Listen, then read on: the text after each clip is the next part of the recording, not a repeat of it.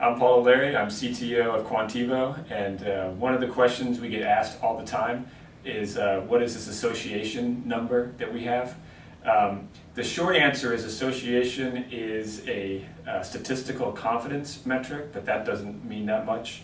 The longer answer, which is what I'm going to give you, is it has to do with probabilities, and I'll explain what that means as well.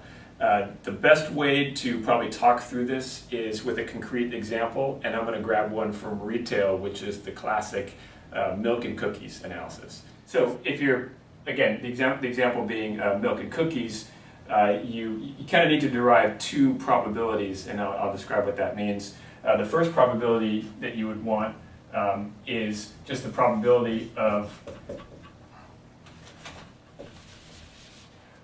cookies by themselves.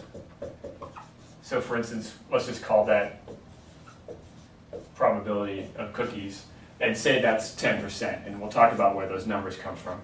The next number that you need to know, if you're going to compare, for instance, cookies to something like milk, is what you would consider something like the joint probability.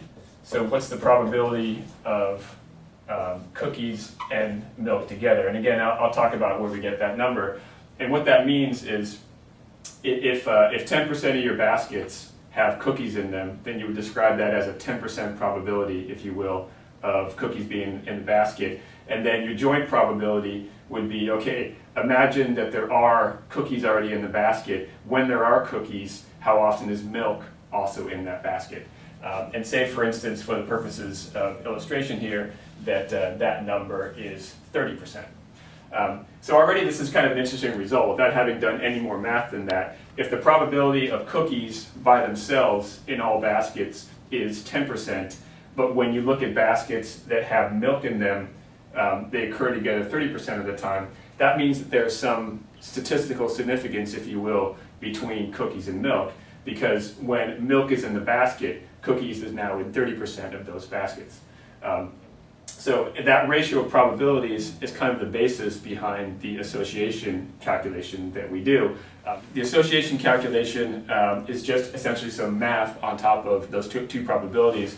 What we say is we'd like to have a large number between 1 and 0 to kind of correlate or to measure that strong association. So the formula for association is if the joint probability is higher than the independent probability, then we say that the association is 1 minus in this particular case, it's 1 minus, let me make sure I get this right because I'll embarrass myself.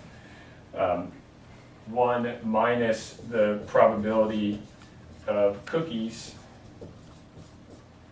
divided by the probability of milk and cookies. And this gives you, I mean, if you think about the mathematics, it kind of gives you the number that you want, because the higher the probability, the joint probability, in other words, the higher the strength of the correlation, this part of the number gets smaller, and this number tends towards 1 being a perfect association.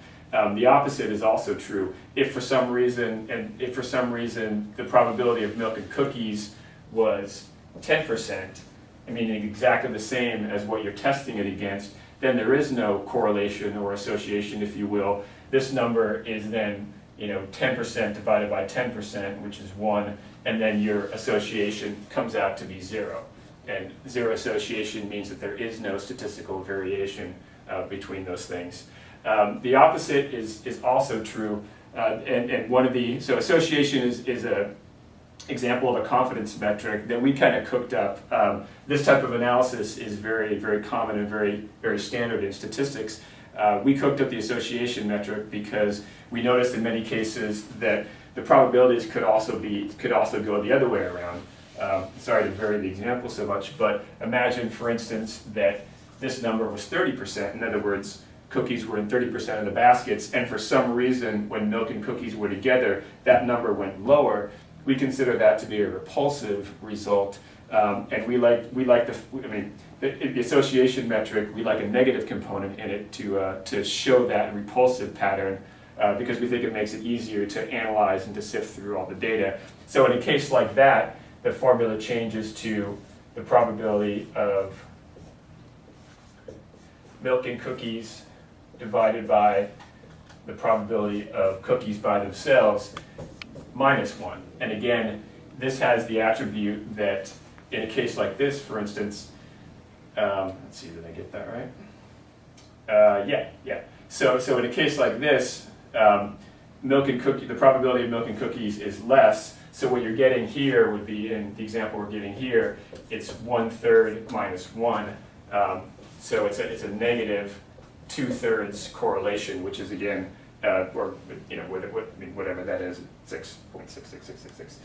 It's a strong and negative association between those items, which is what you'd expect. I mean, if milk and cookies together is 10% and cookies by themselves is 30%, then it shows that for some reason people don't have milk in the basket when they have cookies together. So now the interesting thing about this number and these types of numbers in particular is this is very standard kind of statistical analysis. There's 4 different numbers that you need to get in order to correctly calculate these probabilities. And it turns out that over large data sets, and in particular for market basket type of analysis, it's actually not that trivial to get these numbers. And this is one of the strengths of our technology.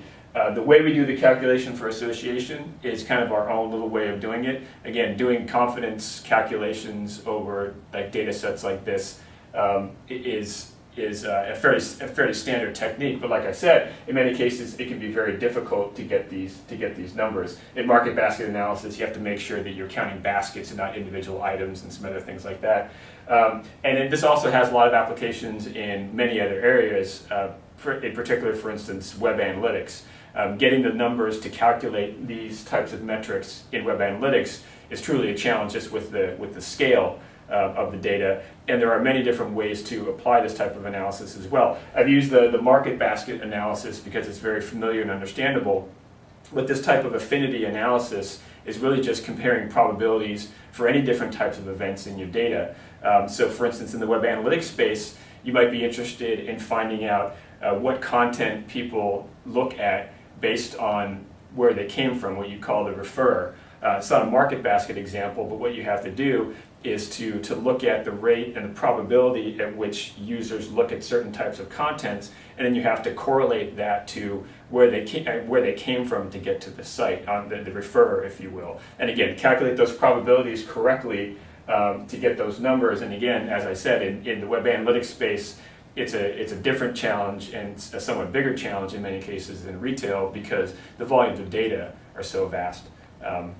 That just churning through all that information on the fly can be very expensive to do. And our technology also in particular has some unique attributes in this respect in that we can actually calculate those numbers while also varying, if you will, the restrictions or what you'd call the predicates on the data. So we calculate all this stuff on the fly. We don't calculate it in advance and store it. What that means is in our product and in our user interface, you can ask these types of questions. You can also vary elements of the question. You can do this calculation, find it, for instance, across all retail stores that you have. Then you could run the same analysis and subset what you're looking at based on a region, for instance, or a state or some such thing. And you'd be able to compare how those rules might vary across regions. A similar thing might apply to web analytics. A lot of web data we see has geo information in it, so you could compare how people view different content across different elements of geography. You can look across different times. You could look at day-over-day comparisons, month-to-month comparisons, even possibly year-over-year if you're storing all that data. So again, the way we calculate this number is sometimes confusing, but like I said, it's actually a fairly common thing to do. Getting the numbers, again, getting the probabilities and calculating those correctly can be challenging with the volumes.